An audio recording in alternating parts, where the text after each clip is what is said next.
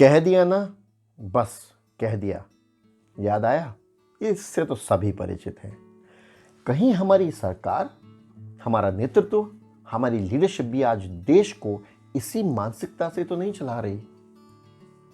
Recent example देख लीजिए। Farmers protest, किसान भाई आंदोलन पर बैठे हैं, 2 हफ्ते से ऊपर हो गया। सरकार डटी हुई है हर मोर्चे पर डटी हुई है और बोल रही है कि हम सही हैं, हमने किसानों के भले के लिए किया है। किसानों का आंदोलन बढ़ता जा रहा है, लंबा खिंचता जा रहा है। पीछे मुड़ के देखिए, बहुत दूर नहीं, इसी साल देश जल रहा था सीए एनआरसी के नाम पर। कौन सा वो कानून लागू ही हो गया, लेकिन देश तो जल गया। सरकार डटी रही, कोरोना नहीं आता तो शायद आंदोलन भी चलते रहते। सरकार ने कदम नहीं पीछे लिए। और आज युवक युविका अपनी मर्जी से शादी भी नहीं कर सकते। किस धर्म में करेंगे, कब करेंगे, कैसे करेंगे, हर राज्य अपने अपने कानून ला रहा है। देश का संवैधानिक अधिकार है आपका मेरा, अपने अपने कानून आ रहे हैं। यानी कि देश का संविधान अलग बात है, राज्यों के कानून अलग बात है, हर राज्य में अलग कानून होगा। बस कह दिया ना, कह दिया। काला धन वापस आएगा, वापस नहीं आएगा वो तो छोड़ो, कब आएगा किसे बताएं। आप और मैं लाइनों में लग गए एक आवाज पर। पूरा देश लाइनों में लग गया। क्यों? क्योंकि बस कह दिया ना, कह दिया। हालांकि रिजर्व बैंक ने रिपोर्ट भी दे दी, भैया काला धन नाम का कोई चीज नहीं थे। जितना पैसा सर्कुलेशन में था उतना ही पैसा रुपया वापस आ गया है। सारी मीडिया में चर्चाएं हुई, लेकिन कह दिया ना, बस कह दिया। और ये सब चीजें कैसे शुरू हुई थी हमारी यात्रा? अरे भैया, कहा गया था नए भारत की शुरुआत है जी, अच्छे दिन आएंगे जी। ये हैं वो अच्छे दिन। सबके साथ सबके विकास की बात करी गई थी जी। कहा गया था चौकीदार हैं, सेवक हैं जी, आपकी चौकीदारी करेंगे, आपके हितों का संरक्षण और उसके लिए लड़ेंगे जी। हितों का हनन नहीं हो जाएगा जी। ये थे अच्छे दिन। आज किसान भाई कह रहे हैं हमसे तो पूछा नहीं, सबका साथ सबका विकास में हमें भी तो ले लेते, हमसे पूछ तो लेते, हमें कैसा कानून चाहिए। और आज तो वो स्थापित हो रहा है। सरकार कहीं ना कहीं उसमें संभावनाएं खोज रही है कि इसमें क्या अमेंडमेंट्स ले आए जाएं, क्या परिवर्तन किए जाएं नए नियम कानून में। भाई अगर आप डॉक्टर हैं, आपने तो कहा था कड़वी दवाई पिलानी पड़ेगी, पूरे देश को पीनी पड़ेगी।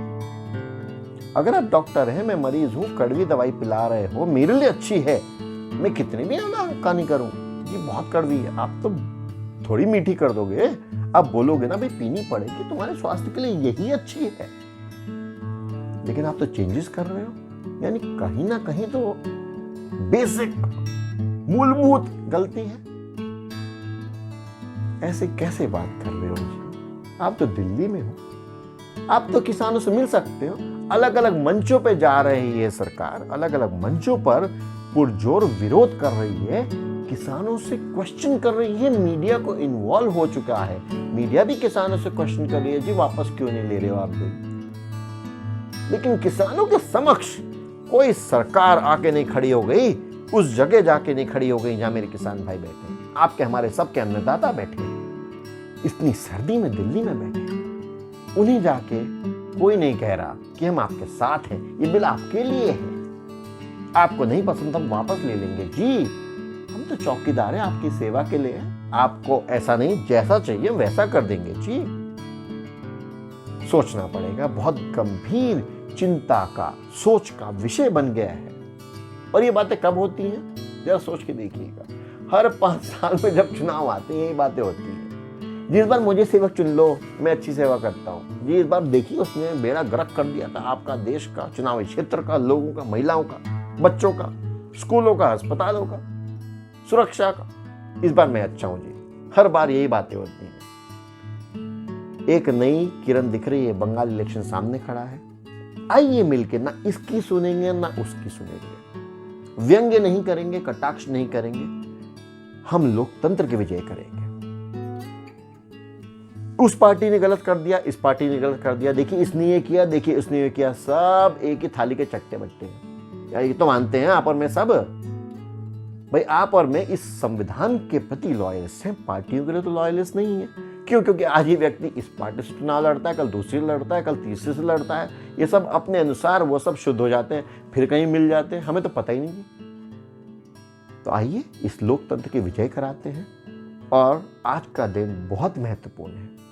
हमारा अन्नदाता अनशन पर बैठ रहा है, संवेदना का विषय है। इस देश का अन्नदाता अनशन पर बैठ रहा है दिल्ली की कड़क सर्दी में। मैं भी अनशन करूंगा। आपको क्या लगता है, एक दिन का उपवास रख पाएंगे? खाना त्याग पाएंगे उस अन्नदाता के लिए जो अपने हितों को, अपनी जमीन को प्रोटेक्ट करने के लिए अनशन पर बैठ रहा है, जो अपने मत के अधिकार को सशक्त करने के लिए अनशन पर बैठ रहा है? या फिर चलने देंगे वही हो, कह दिया ना, बस कह दिया, हो गया? क्या हम यही चलने देंगे? जी नहीं। अब हम लोगों ने डेमोक्रेसी को आउटसोर्स करना बंद कर दिया है। कह दिया ना, बस कह दिया, नॉट एनी मोर। मेरा नाम सब्यसाची मित्तल है। आशा करता हूँ आप और मैं मिलके इस वीडियो चैनल के माध्यम से चर्चा विमर्श करेंगे। मुझे बहुत खुशी है। नीचे दिए गए ईमेल आईडी पर democratictourist@gmail.com पर मुझे पहले भी बहुत ईमेल्स आए हैं। मैं उन लोगों से चर्चा कर रहा हूँ। जल्द ही आपसे एक और वीडियो साझा करूँगा जिसमें आपको बहुत सारे देश के विभिन्न वर्गों से, अलग अलग प्रदेशों से, प्रांतों से, अलग अलग सिटीज़ से चर्चा करते हुए आम नागरिक दिखेंगे। ये हमारी अपेक्षाएं, आकांक्षाएं, अधिकार हैं जो सरकारों से हम पूछना चाहते हैं। अपना ख्याल रखिए। जल्दी मिलता हूँ अगले वीडियो में।